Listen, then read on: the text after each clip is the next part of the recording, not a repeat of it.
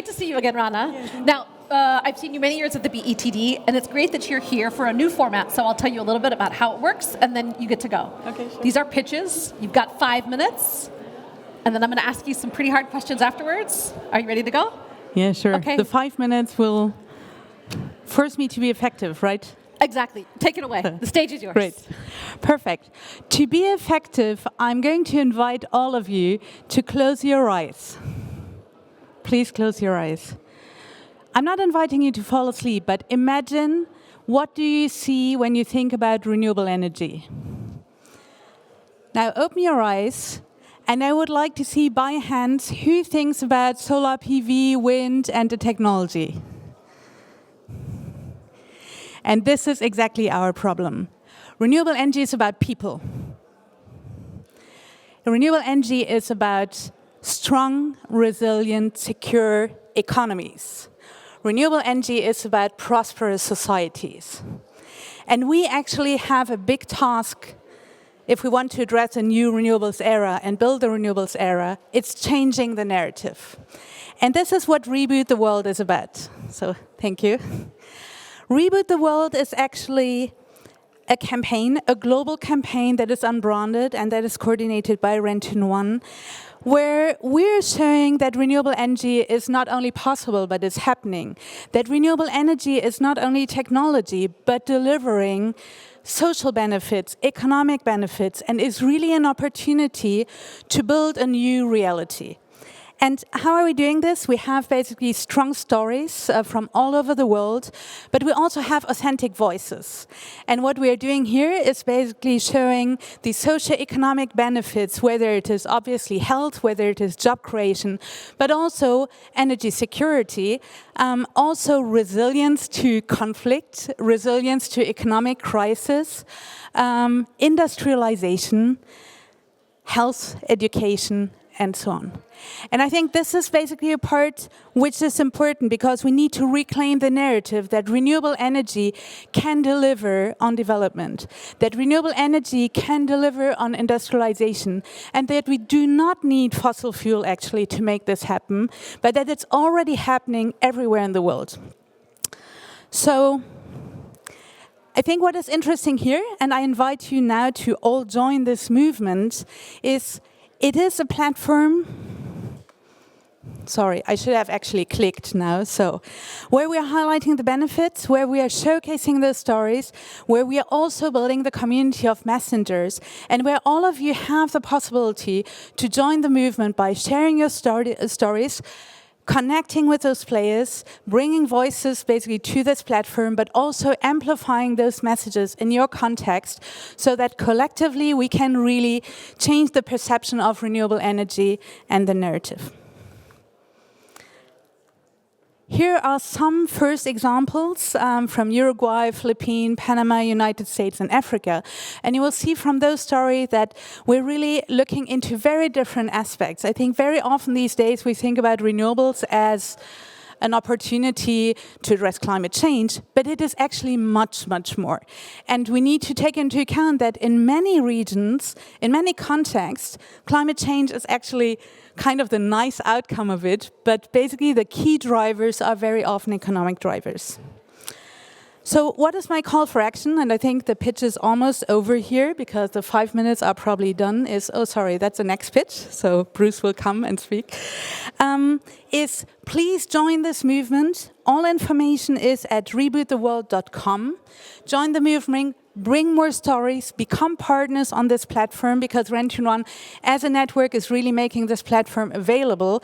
It is not a branded campaign, so I think this is also the power of many to reboot the world with renewables, to build resilient economies, prosperous societies, and I guess like not rearm the world, but reboot with renewables. Thank you.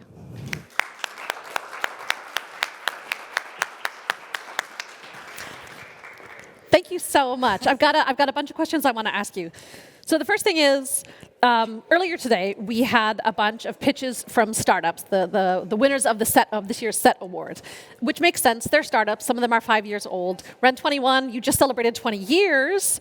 This is a new initiative, but Why do you need to pitch? You've been around, so REN 21 is not new. Why do you still need to pitch? I'll be honest, why do we need to pitch? Because the era in which we're operating is very different. 20 years ago, from REN 21 side, it was about making renewable energy visible. So tapping into the community to crowdsource data and information, and then force energy ministers and certain international organizations to not ignore the fact that energy was happening and renewable energy was happening, and changing the energy metrics and statistics. Later, it was really about connecting more supply, bringing infrastructure into the discussion, connecting with energy-consuming sectors. Today, we see that even though renewables is very often the least cost option, does already deliver, makes economic sense, it's often not happening because there are structural problems. And there is, unfortunately, and I think this is the part why we need to basically acknowledge that we have not been good in telling the stories about the benefits renewable bring to society and the economy. Why is it so important to tell those stories? Because decision makers, I mean, if we're honest, when you take a decision on spending, it's a decision on spending.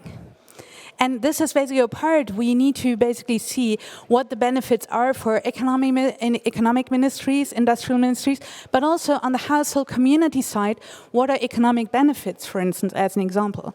There are stories, for instance, that are super interesting, where we have cities that are really using renewable energy as an income to reinvest in community infrastructure, kindergarten, school, etc.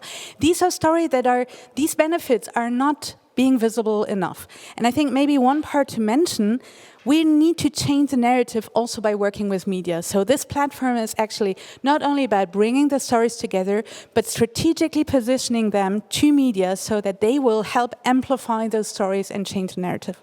I'm really curious because media is incredibly important, especially today. We have social media, but we also, I'm from the United States, we have issues with media there, but why is it so important? How do you position those stories in the media? So it is important because, unfortunately, we have a lot of misinformation and disinformation.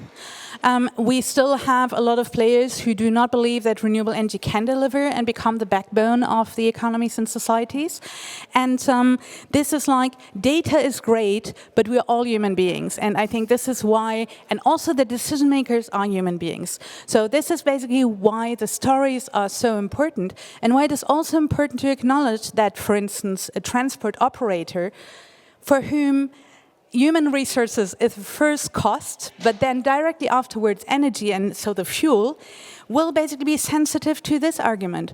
Whether, for instance, somebody who's working, so I think about clean cooking, and is cooking basically is in a fully polluted area, will be very happy about having a clean air in the surroundings. And I think this is basically a part where we need to be stronger in bringing those benefits to the press, to the public, but also to political and economic decision makers. I think that's really important. I want to focus a bit on some of those decision makers. Last night we had a pretty inspirational couple of speeches from two outgoing ministers from the Green Party in Germany. And one of the things that was really interesting for me to hear was about the connection between freedom, between security and infrastructure, and that also includes energy infrastructure. Journalism ties in this as well, and the media ties into this as well. How do renewables work to create more robust and resilient economies, but also more robust and resilient democracies? That's very easy. One of my favorite statistics of last year is the share of household in energy investment has moved over the last 8 years from 8% to 19%. Can you say that one more time? Because sometimes at the end of the day, numbers are hard. The share of households in energy investment has moved from 8 or 9% to 18%. And this shows actually that households are investing in renewable energy, they are investing in heat pumps, etc. And what is interesting about this is there is an investment in the beginning, but at the end, actually there is no operation cost anymore, so they have free energy. What is interesting about this is that we have a new set in terms of democracy. We have a new set of players. When you're looking, for instance, at solar PV rooftop, approximately 50% of solar installations is rooftop, and this is small businesses, it's households. They become not only energy consumers, but energy producers, and they generate a benefit for themselves. This is completely changing the reality.